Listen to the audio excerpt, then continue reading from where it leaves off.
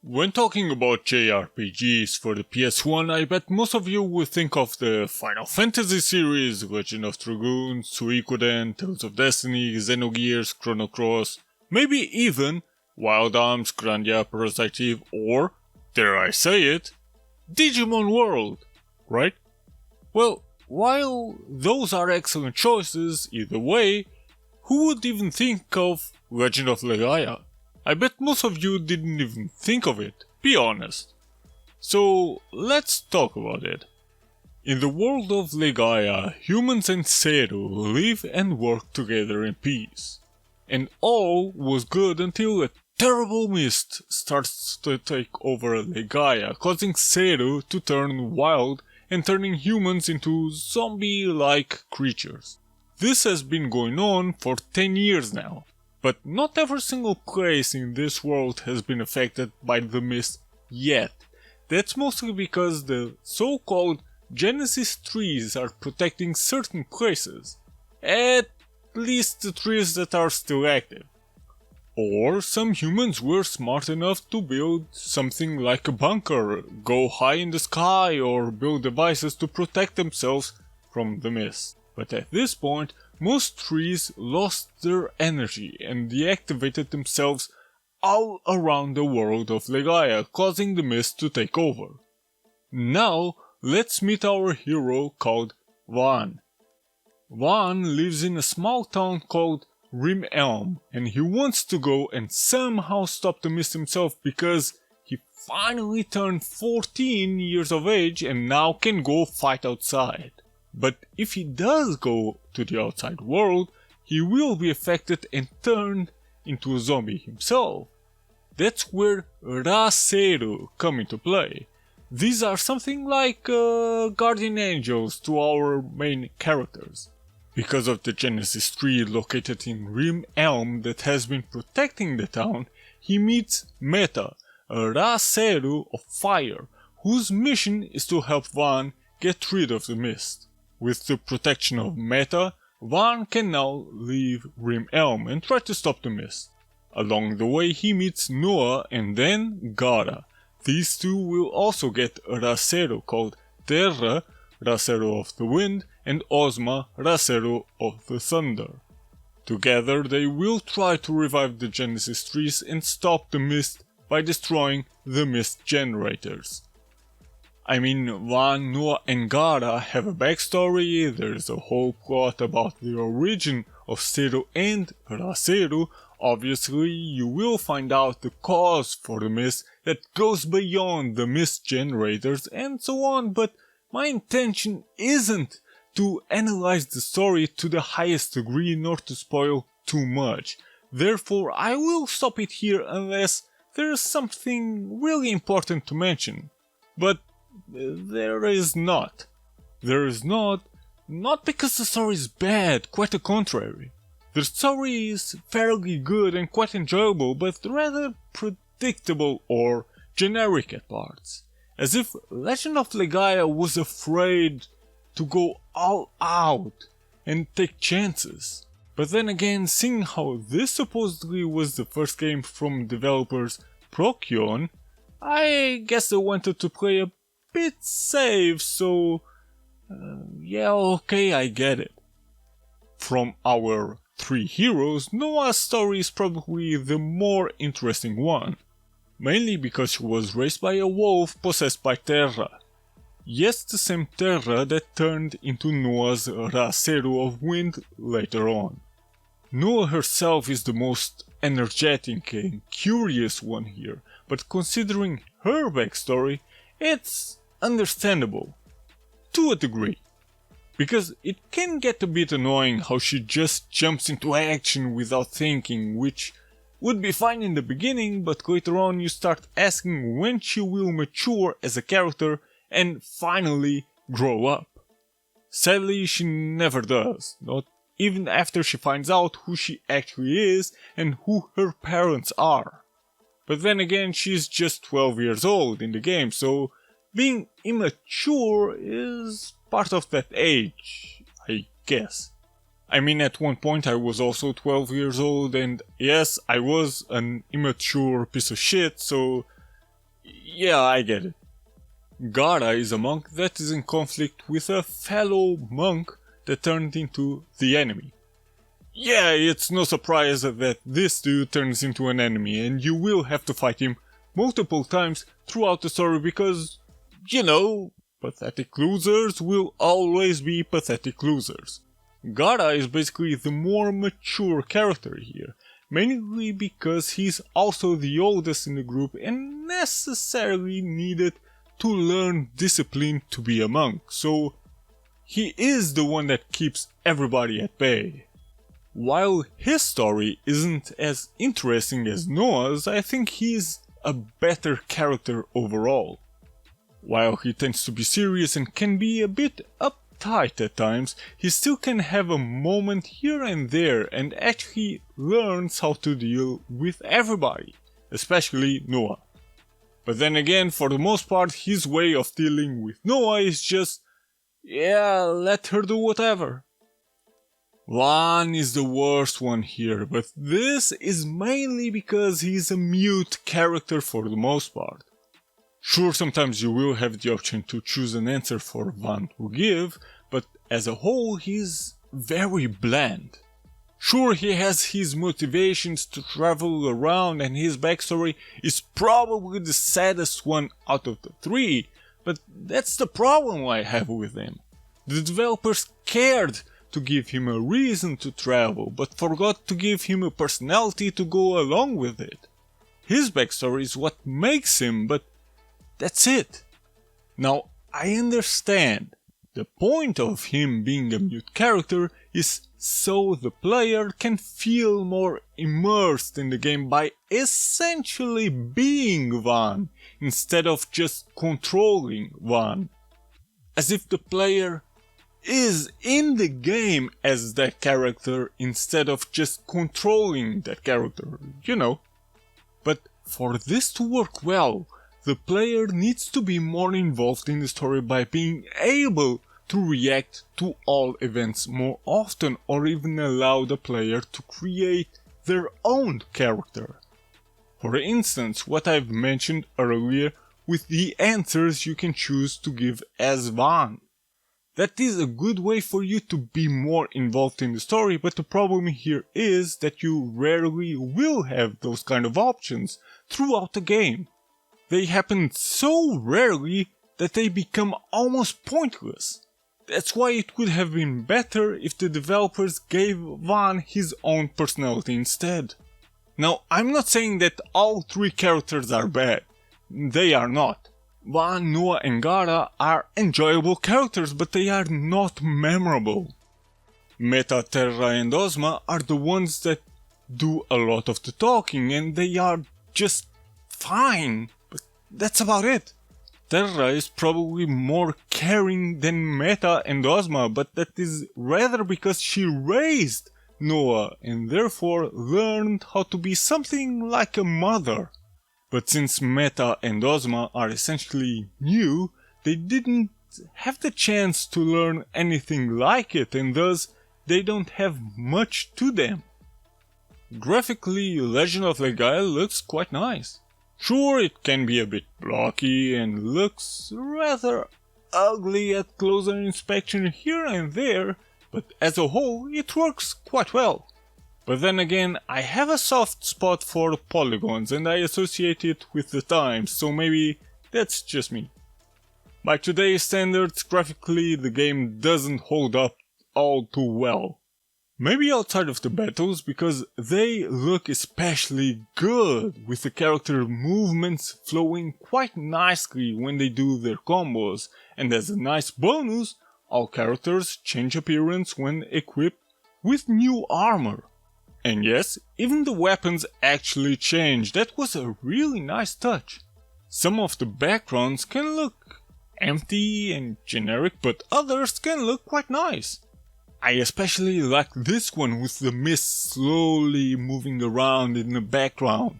The enemies look quite fine as well, but the developers could have added a bit more variety.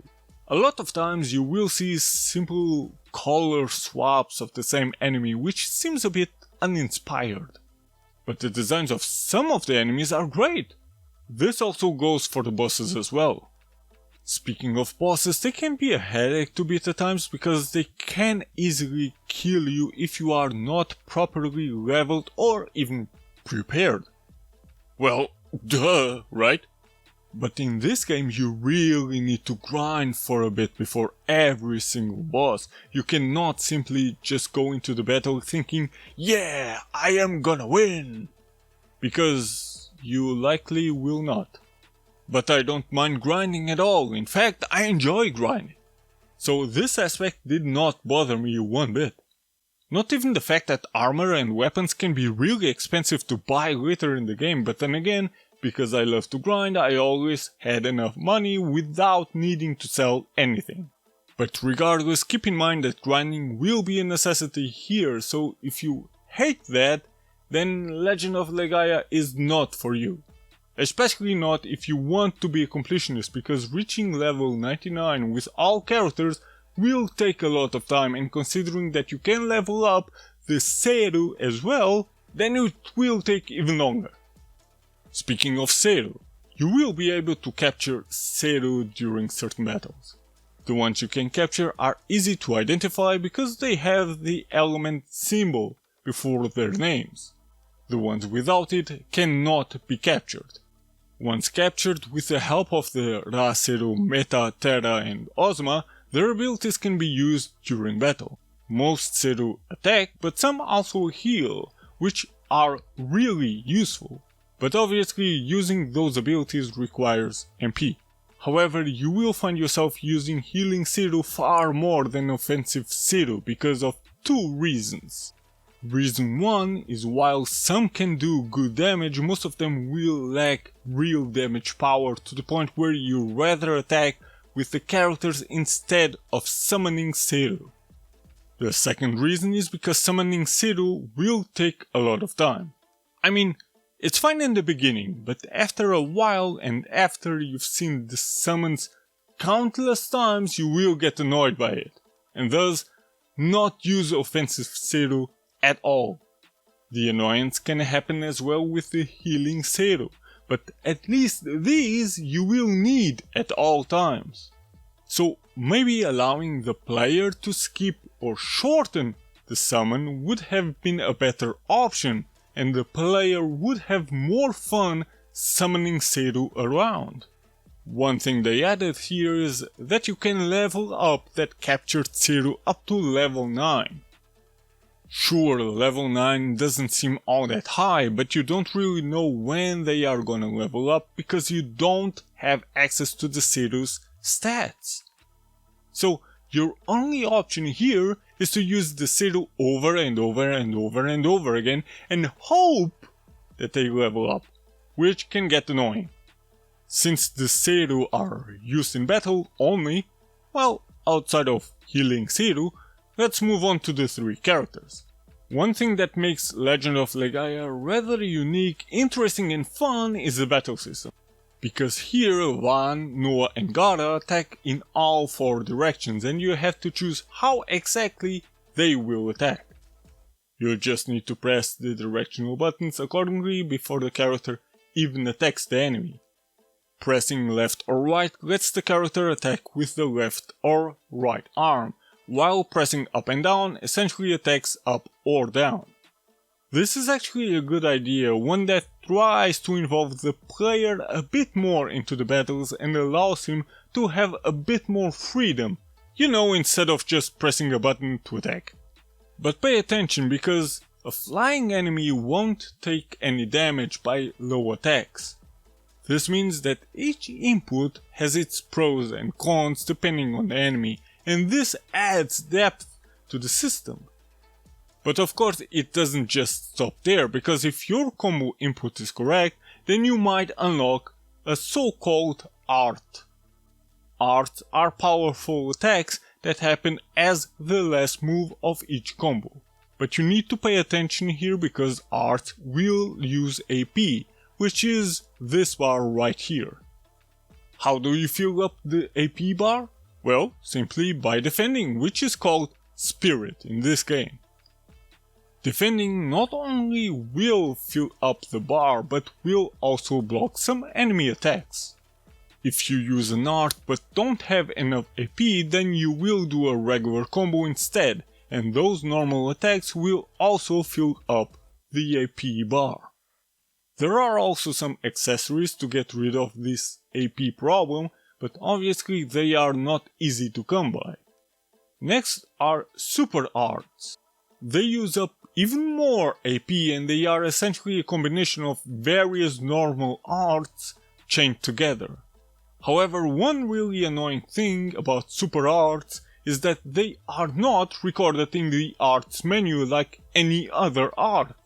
So you have to memorize these art chains or write them down. I really do not know why supers aren't recorded.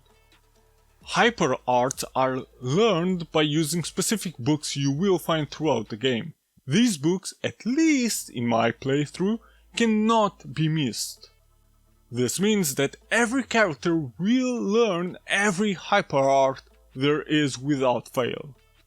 And finally there are miracle arts. There is one of these for each character, but they use up almost the whole AP bar, require you to be able to input 9 art moves, and you need to know every other art first, outside of super arts. But these are also the most powerful attacks because they are basically a combination of a few normal arts and a hyper art at the end. As you progress through the game and level up, your art bar will increase. Accessories can also increase this bar.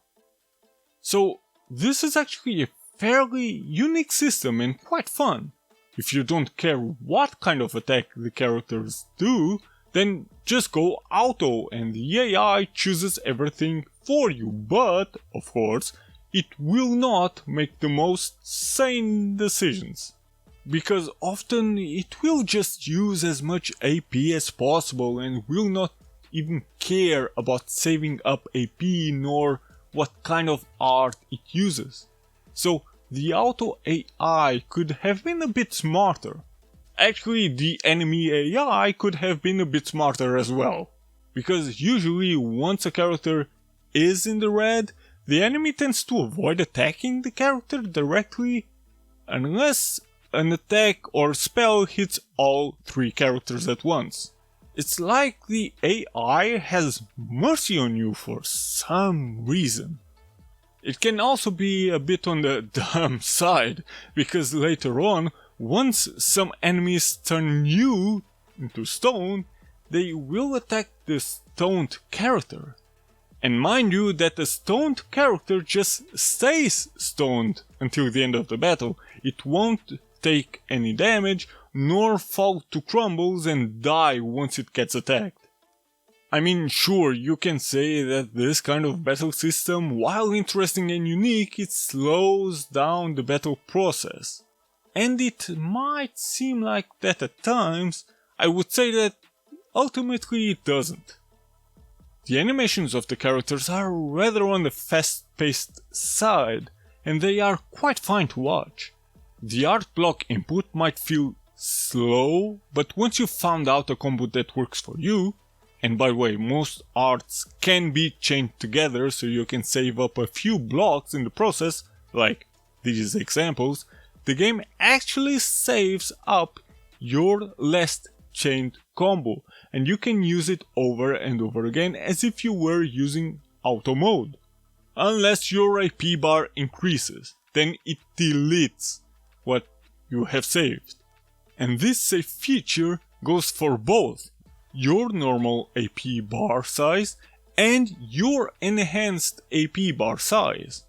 The enhanced AP bar size happens when you defend it once, and the only thing that actually takes up time during battle are the Zero themselves, as I've mentioned previously, because they need to be summoned, they need to do their animations and their attacks and moves and whatever, and can't be skipped once summoned. Now, the game is fairly linear, because you just go from A to B, and there are barely any alternative routes or even that many side quests, which is quite a shame. Across these 3 continents, they could have added more to it, especially considering how big this world actually is compared to the very few places you visit.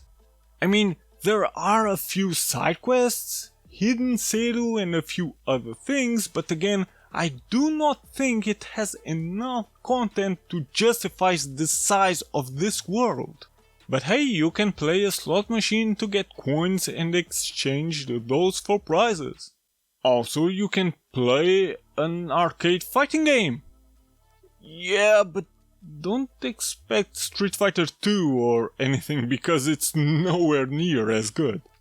In this fighting game, you essentially play rock, paper, scissors and hope for the best, so yeah, give me Street Fighter 2 instead. The menus are actually fairly simplistic, but quite fine for what they are. They just needed a bit more depth or information in it, like how long will it take for the Seru to level up? And before I forget again, some accessories are character specific. So if you use an accessory on one that is meant for the Gara, for example, then depending on where you've equipped that accessory, that specific art block will use more space in the art block bar. And needless to say, this reduces the space you have for combos. The few and short FMVs that are in the game look quite nice, could have been a bit longer though. Last but not least, Legend of Legaia certainly scores big with its soundtracks and audio. Sure, maybe none of them are as memorable as the typical Final Fantasies in the world, but damn, Legend of Legaia still sounds really awesome all the way through. One interesting thing is that the characters are actually voiced as well. Well, yeah, okay, granted, they mostly just make some battle noises and say some of their own attacks, but they sound good as well. Especially so because even in the Western version, they kept the original Japanese voices. For example, Van is voiced by Takagi Wataru. Outside of Legaia, he did a lot of voice work all across all media over the last 3 decades. For example, he's Onizuka Eikichi from Great Teacher Onizuka, Zonge from Toriko, Zutsu from Monster Farm or Monster Rancher in the West, or Bellamy in One Piece. Well, technically I would be done, but there is actually more to Legend of Legaia. More than you even expect, because I also own the Japanese version of the game and I've tried it for a while. And man, the game is in some ways certainly better. As far as I could tell, up until the point I've played in the Japanese version, I didn't see any visual censorship at all. Unless it happens later on, I will for now assume that the game wasn't censored, which is a good thing. Well, almost. Because while the characters only have voices while battling, the Western version cut some sentences out during battles for I don't know why. Outside of the usual name changes for characters or something throughout the game, or like Van's attacks that essentially are Van's tackle, Van's slash, etc. in the Japanese version instead of, well, these, some characters have more personality to them even though they say almost the same thing in both languages. For example, notice how Meta says desu or masu at the end of everything. This small thing gives Meta a lot more personality than in the Western version where he seems very generic. Or should I say, she? Oh yeah! While it's never clear in the game, well, outside of Terra, in the Japanese version it becomes clear that Meta is female. In fact, from the main 3 Raseru, Ozma is the only male one. Another clear difference is that Noah talks more like her age, 12 years old, and since she never had contact with humans until she met Van, she tends to talk a bit, let's call it, uneducated. You know, with sentences like, Noah beat up bad man. Well, roughly translated. And yes, she also talks about herself in the third person. These are just some differences I've noticed, but I bet you anything that there are far more. For example, I also noticed that the game tends to be a bit easier than in the Western version. Well, at least US version. The European version apparently is as easy as the Japanese version. Maybe I should have beaten the game in Japanese as well before making this video. Well, maybe someday. There is also a Legend of Legaia novel that, for the most part, retells what happens in the game. It's actually quite a fun read before or even after you've played the game, but again, this isn't a manga. This is a novel. In here you will notice a few differences. Or, well, mainly two. The first one is that several characters and locations are absent in the novel due to page limitations.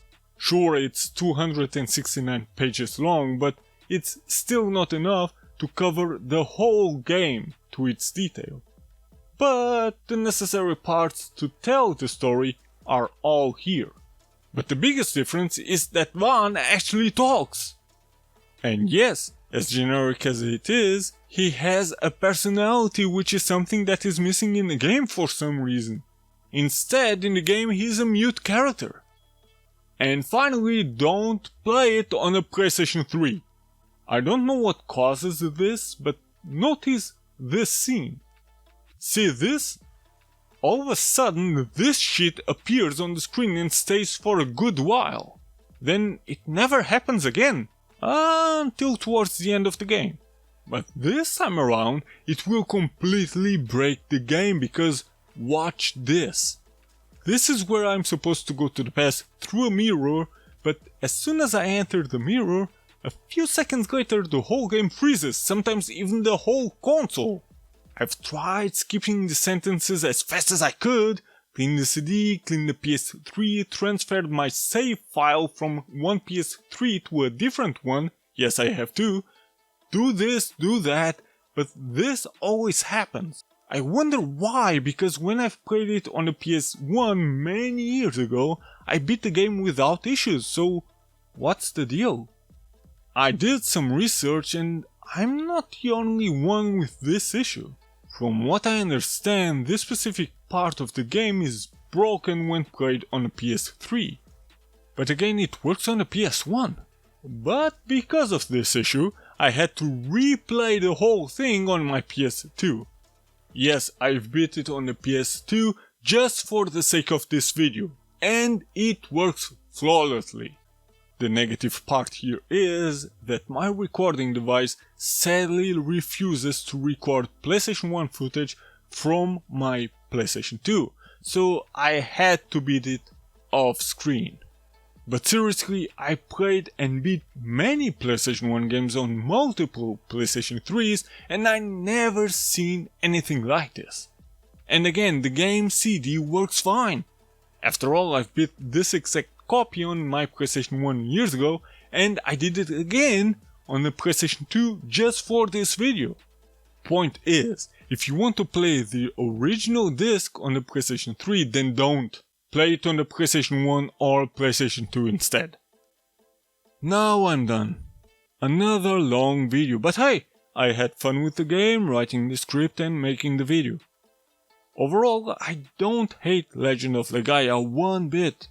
I think it's a really good game as a whole and it deserves more love. It's a very charming game with a rather unique and fun battle system, the Zero system, and amazing music. However, the slightly generic aspect of the game brings it down a touch. Because if they made the main characters more interesting outside of their individual backstories, if they gave Van a personality by letting him talk, if the summoning of the Zero weren't so tediously long, if they utilized the world to its fullest and a few other things, then, in my opinion, Legend of Legaia could have easily been near a god tier game like, for me, Final Fantasy VIII or Legend of Dragoon R.